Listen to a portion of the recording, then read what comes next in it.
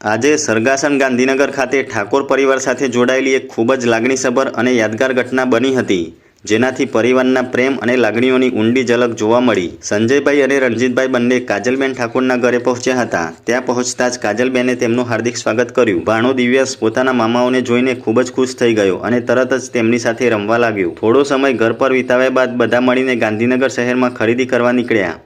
શહેરની વિવિધ માર્કેટ અને દુકાનોમાં જઈને સૌએ ખરીદીનો આનંદ માણ્યો। ખાસ કરીને દિવ્યાંશ માટે રમકડા લેવા માટે ઘણી દુકાનોમાં ફર્યા। દરેક દુકાનમાં અલગ અલગ પ્રકારના રમકડા જોઈને દિવ્યાંશ ખૂબ જ ઉત્સાહિત થઈ ગયો હતો, પરંતુ તે કન્ફ્યુઝ પણ થતો હતો કે કયું રમકડું પસંદ કરવું। દિવ્યાંશને પોતાના મામાની થાર ગાડી ખૂબ ગમતી હોવાથી તેના જેવી રમકડાની થાર ગાડી લેવી હતી, પરંતુ ઘણી દુકાનોમાં શોધ્યા છતાં એવી ગાડી મળી ન હતી। અંતે સમજાવીને તેને તેની પસંદનું બીજું એક સરસ રમકડું આપવામાં આવ્યું, જે મેળવીને તે થોડો ખુશ થયો। આ ઉપરાંત દિવ્યાંશ માટે સુંદર કપડાં પણ લેવામાં આવ્યા। સાથે જ ઘરે મિતાંશ અને વિયુ માટે પાણીની બોટલ, મચ્છરદાની અને કેટલીક જરૂરી ઘરગથ્થુ વસ્તુઓ પણ ખરીદવામાં આવી। ખરીદી દરમિયાન બધાએ સાથે ખૂબ મજા કરી, હાસ્ય મજાક અને આનંદભરી પળો માણી। ખરીદી પૂર્ણ થયા બાદ બધાએ સાથે નાસ્તો કર્યો। નાસ્તા પછી સંજયભાઈ અને રણજીતભાઈ ઘરે પરત જવા તૈયાર થયા, પરંતુ અહીંથી ઘટના ભાવુક બની ગઈ। ભાણા દિવ્યાંશને જ્યારે ખબર પડી કે તેના મામા હવે જઈ રહ્યા છે, ત્યારે તે તરત જ તેમની સાથે જવાની જીદ કરવા લાગ્યો। તેણે કહ્યું કે તે મામાના ઘરે જ જવું છે અને ત્યાં જ રહેવું છે। મામાએ તેને પ્રેમથી સમજાવ્યું કે હજુ સ્કૂલ ચાલુ છે અને જ્યારે વેકેશન પડશે ત્યારે તેઓ તેને જરૂરથી લેવા આવશે। કાજલબેન ઠાકોરે પણ દિવ્યાંશને સમજાવવાનો ઘણો પ્રયત્ન કર્યો, પરંતુ બાળકના દિલમાં તો મામા સાથે જવાની જ લાગણી હતી। તે રડવા લાગ્યો અને મામાને છોડવા તૈયાર ન હતો।